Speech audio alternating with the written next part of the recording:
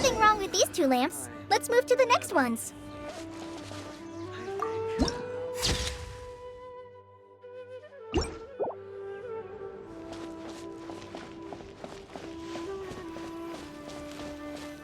Oh, this lamp seems to be getting a little wobbly.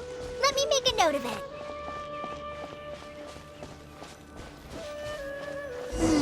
No problems with this lamp. Good.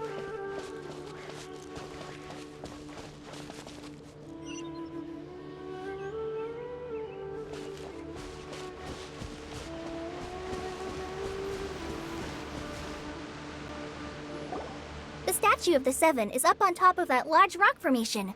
You must have seen it when you came down this road before. It's pretty high up there, isn't it? Don't worry. If you're afraid you can't make it up there, I'm sure Master wouldn't mind if you don't clean the statue. Oh? I guess I'll leave it up to you then. There's not much footing once you reach the statue, so be careful up there. Paimon will fly up with you and help you with those hard-to-reach areas. By the way, Kale, do you know anything about the Dendro Archon? You know, what's she like? That depends. Are you referring to Greater Lord Rukkhadevata or Lesser Lord Kusanali? Huh? Greater Lord Rukkhadevata? Oh, is that the name of the former Dendro Archon? Uh-huh. Greater Lord Rukkhadevata was Sumeru's first Dendro Archon. She created the rainforest as well as the wall of Samiel around the desert. Her works provided a means of peaceful living for everyone. To the people of Sumeru, she's not only a symbol of wisdom, but also of power and kindness. Unfortunately, she disappeared in a great calamity that occurred a few hundred years ago. According to what Master has told me, the sages later found the newly born Dendro Archon and whisked her back to Sumeru. To celebrate the reinstatement of their lost deity, the sages dubbed her Lesser Lord Kusanali and let her reside in the sanctuary of Sarastana. Uh-huh. Then what happened? Well, and then... I'm not too sure what happened, to be honest. Huh? You're not too sure? But aren't you from Sumeru? Yeah, I'm from Sumeru. But... Maybe it's difficult to discuss this topic with strangers. If that's the case, then don't worry, we understand. No, it's not that. I'm not trying to hide something from you. Besides, I don't consider you two strangers. Because you two know Amber, right? Wait, Amber? You mean... Yes, that's her. I once lived in Mondstadt for a while, and she helped me a lot during that time. You could even say that she helped me become a new person. There's no one like Amber. She lives life to the fullest while always adhering to her strong sense of justice. She's ready to answer the call for action at any moment, but is also very understanding of others. She's like the spark that lights the fire in everyone's heart around her. If you ask me, she's a prime example of a true outrider. She's the first person anyone coming to Mondstadt will meet. You can't help but be enthralled by her charm and enthusiasm, causing you to fall in love with the lands of Mondstadt and...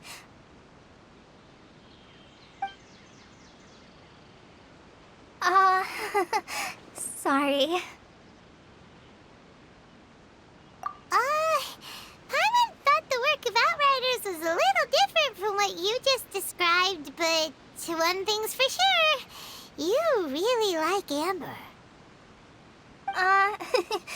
Sorry.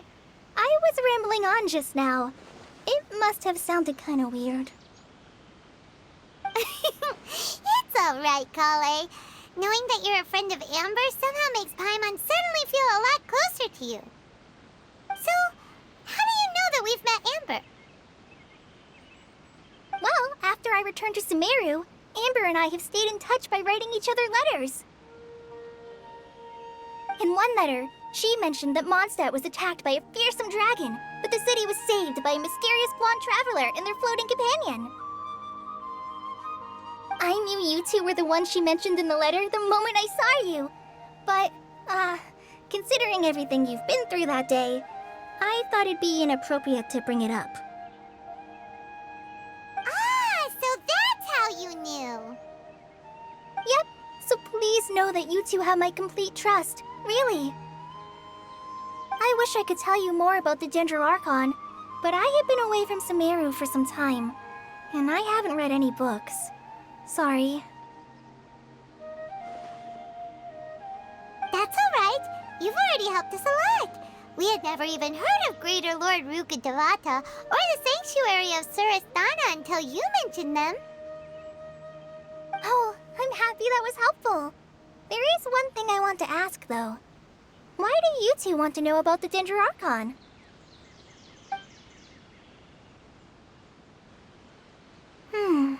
So that's why you're here. Thank you for telling me your story. Don't mention it. We are friends after all, right? Alright, we have a statue to clean.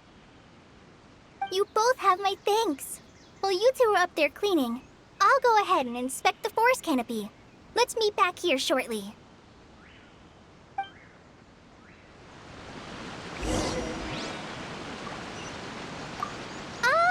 I'm not a very good climber, so I'll just let you handle the statue. I'll go check the facilities up ahead. By the way, once we're done with our work here, would you like to chat some more?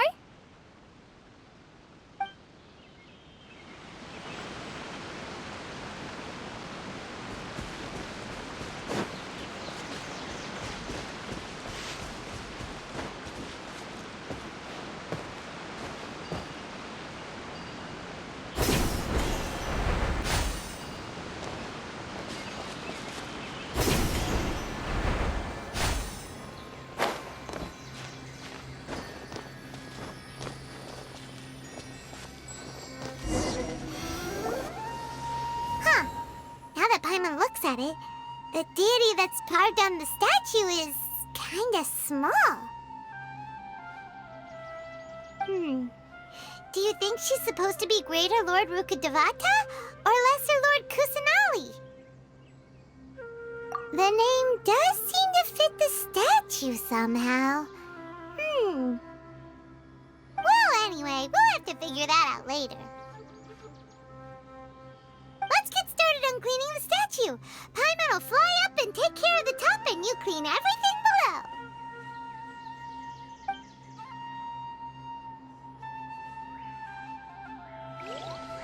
Nice work! That's one clean statue. Let's head down and meet up with Kale.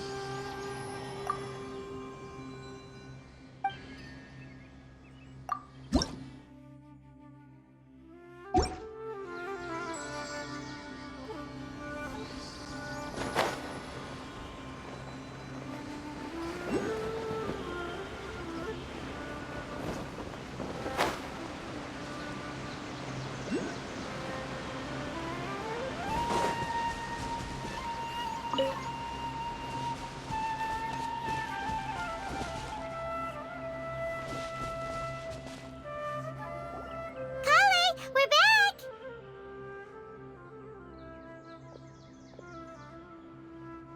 Welcome back! You must be tired after all that climbing. Let's take a little break. I brought some fruit and water for us.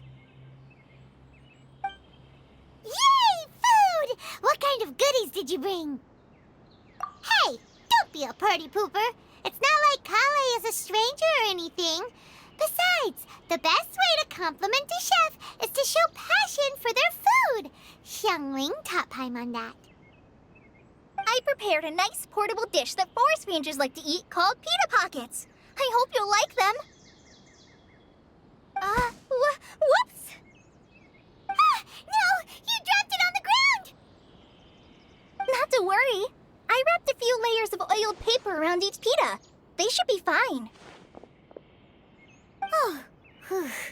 Paimon nearly had a heart attack there.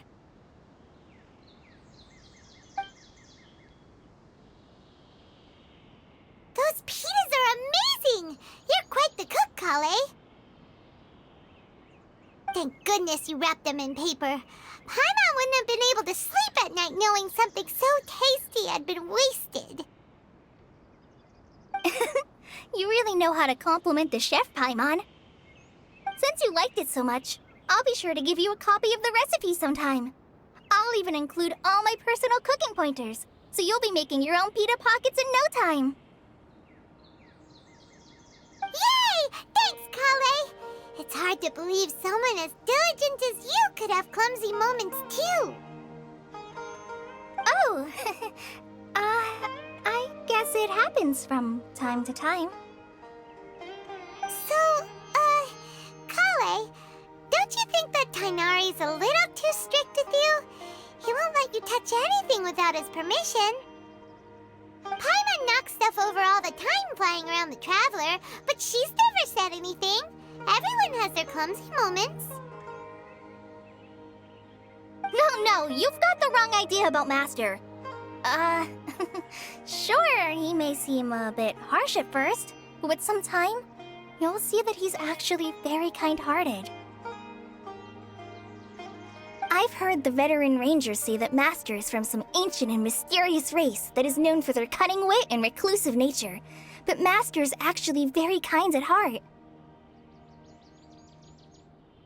Oh, by the way, you've heard of the Academia, right? Well, there's a group called,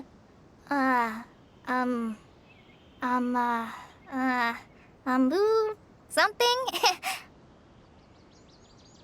Well, anyway, because Master does a lot of research on plants, sages from the Academia have written him many times, inviting him to take up an official position there.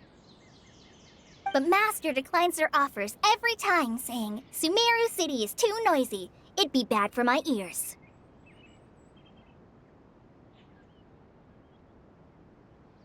I know, right? I've always wanted to pet them, too.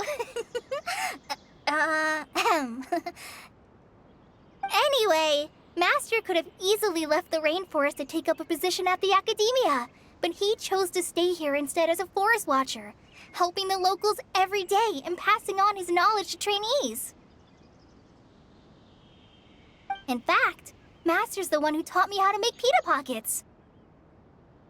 Really? Paimon would have never guessed that. Oh, speaking of Tainari, he was the one who took care of you after finding you passed out yesterday. He even carried you all the way here. Paimon's still kinda upset, though. He kept scolding Paimon the entire way here. Oh no, I'm sorry. Master might have been overreacting a little. But, it's mostly because Paimon wouldn't stop yelling, Why, oh why? Is she going to die? It probably started to get under Master's skin after a while. Hey! Don't laugh! Paimon was genuinely concerned about you.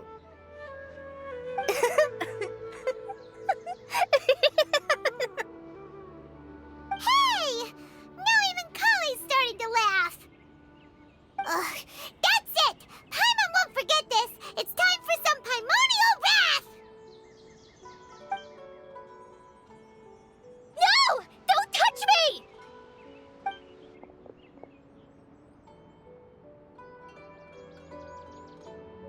Oh, sorry, Kale. Paimon didn't mean to scare you.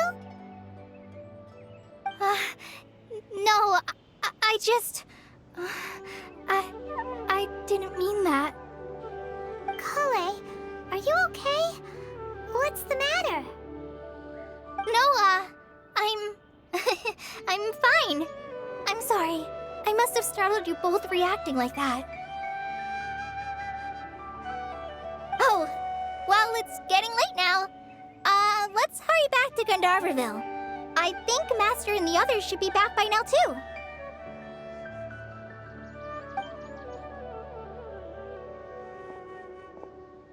Huh?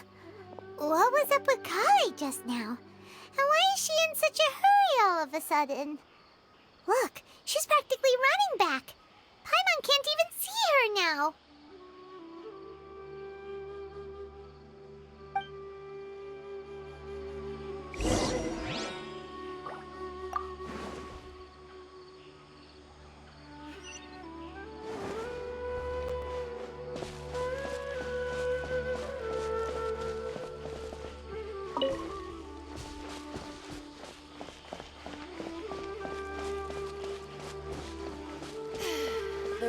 forest climate is far more pleasant than that of the desert.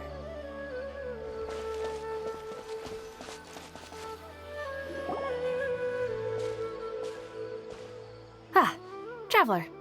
You've returned. Yep, we're back! Have you seen Kale by any chance? Oh, Kale? Yes. I saw her go into her room just a moment ago. Oh, okay. Guess we'll just have to wait and talk to her tomorrow then.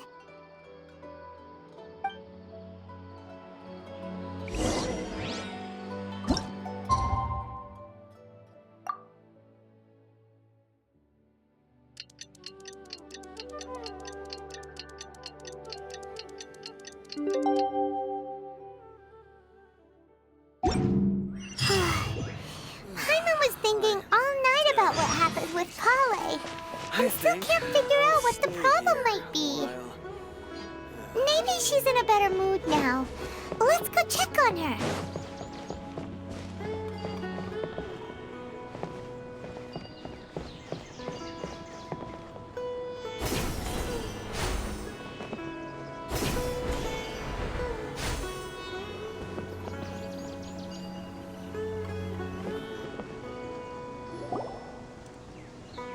Ah, it's you two.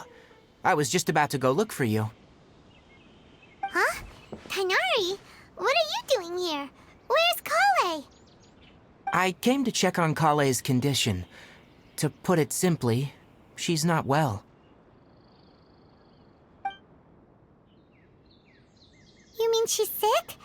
How could she be... Oh, wait a minute. Could it be because of what Paimon did yesterday? No need to worry. Something as small as you could never harm her. This sickness is something that Kale has been dealing with for some time. Kale has been more excited than usual since you two arrived. A little too much so, to be honest. She hasn't remembered to take care of herself. I suppose it's understandable, though. She hasn't been around anyone she considered a friend for some time now. It must have been refreshing for her to have you two here. So, Tighnari, what's really wrong with Kale? Let's take this conversation elsewhere.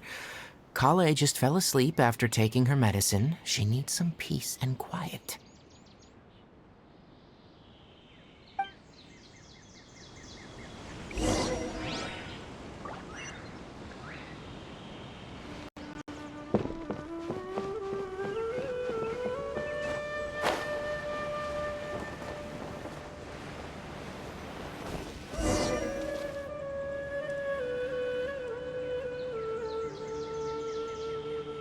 All right, let's continue our conversation here, shall we? To be honest, I hadn't realized you're that honorary knight from Mondstadt until Kale told me just now. I've also heard all about your deeds in Liyue and Inazuma. So just to clarify, what I'm about to tell you about Kale is not because of who you are or your past feats. Instead, I am going to tell you because... well, because Kale asked me to. And honestly speaking, I was against Kale revealing her past to you. But she insisted, saying you two treated her with sincerity and as a friend. So now she wishes to reciprocate the gesture. So, Tighnari, what exactly is wrong with Kale? You said this is something she's been dealing with for some time. Just how serious is it? Right. Ever since she was a child, she's been afflicted with a disease called Elazar. Elazar? Yes. It's a disease unique to the lands of Sumeru. It is characterized by dark and hardened scales that form on the body. At first, the afflicted may only feel mild numbness on affected areas of the skin. However, as the disease progresses, one may begin feeling fatigued and even experience peripheral paresthesia. In its final stages, the disease strips a person of the ability to control their own body, and they effectively become completely immobile. That sounds terrifying. Wait, hold on. So when Kale seemed to be acting a little clumsy earlier, it was because... Correct. That would be the effects of Elazar, which is precisely why I do not want her carrying or holding anything, lest she ends up hurting herself. With appropriate treatment, the disease can be effectively controlled before it progresses to a more serious stage. However, there is unfortunately still no true cure for Elazar. Nevertheless, Kale's mother still hoped that there was something out there. She handed Kale over to an organization known as the Fatui after one of their members lied and said they had a cure. What? The Fatui? Ah, it appears you already are familiar with them. That'll save me some explanation. Anyway, the person who eventually rescued Kale and brought her to me for care said that she had been given to a harbinger known as the Doctor. I have no idea how this doctor managed to do it, but her case of Elazar was completely stable for all the years that Kale was with them. However, Kale's days with the Fatui were anything but pleasant. Kale is a resilient individual and always tries to appear cheerful, but her experience with the Fatui has left deep scars. Even now, she can still feel deathly afraid of someone touching her. Oh, Paimon had no idea Kale's been through so much suffering. Oh, by the way, Paimon, Kale wanted me to tell you that she's sorry for scaring you yesterday. She also wanted both of you to know that she's sorry for hiding her illness. She doesn't need to apologize. None of this is her fault at all. Well said. I hope you'll get a chance to tell her that in person the next time you see her. Kale once thought that it would be impossible for her to have any real friendships. I trust that you two will never let my trainee experience such emotional pain again.